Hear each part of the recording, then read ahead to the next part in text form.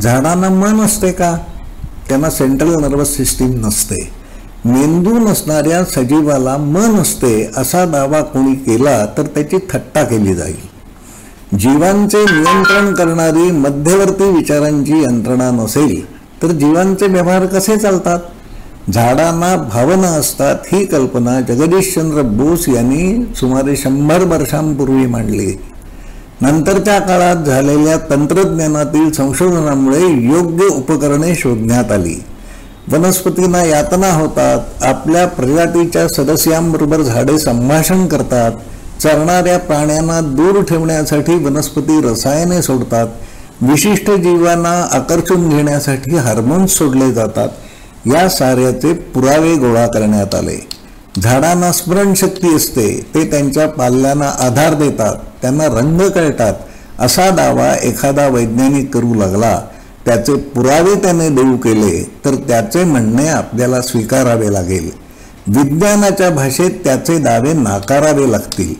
Peter वोहललेवेनच्या hidden life of trees या पुस्तकात हा विषय तपशिलाने मांडण्यात आला आहे. लेखकाच्या विधानातील तथ्याला कोणते आधार आहेत हे पुस्तकात विस्ताराने नोंदविण्यात आले आहे. एका वनसंरक्षकाने लिहिलेला हा विषय समजून घेण्याचा प्रयत्न व्हायला हवा. वनस्पतींना असणारी इंद्रिये दिसत नाहीत, पण एखादा कीटक झाडाचे पान कुरतडू लागतो तेव्हा त्या पानाच्या पेशी तसा विद्युत संदेश झाडाकडे पाठवतात.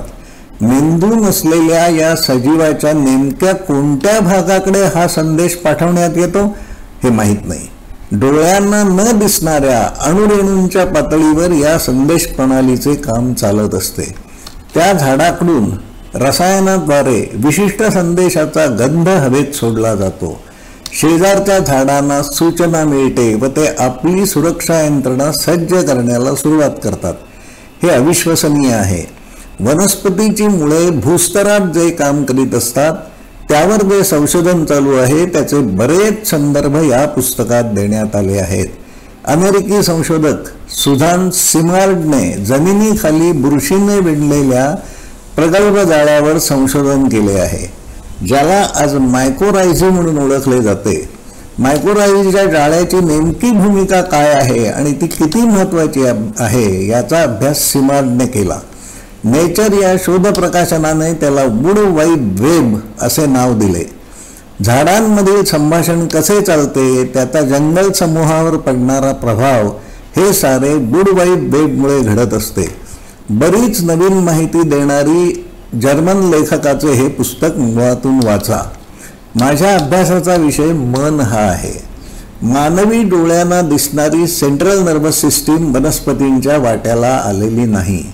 विशिष्ट परिस्थितीला झाडांनी कसा प्रतिसाद द्यायचा याचा प्रोग्राम वनस्पतीच्या कोणत्या भागात लिहिलेला असतो हे आज आपल्याला माहीत नाही. पण स्वतःला अस्तित्वात ठेवण्यासाठी आणि वंशवेळ जिवंत ठेवण्यासाठी जे काही करायला हवे ते सारे झाडे करीत असतात. मेंदू मृत झाला की शरीर मेले असे विज्ञान मानते. झाड सजीव आहे, त्याला दिसेल असा मेंदू नाही, तर मग झाड मृत झाले असे कधी मानायचे? मेंदू नसणाऱ्या झाडाचे व्यवहार कोण आणि कसे चालवतो हे पुस्तक वाचताना असे अनेक प्रश्न पडतील. मनाचे अस्तित्व गृहीत धरले तरच काही अंशी या प्रश्नांची उत्तरे देता येतील. मन या विषयावर सतत संवाद व्हायला हवा. आपल्याला हे पटते का? धन्यवाद.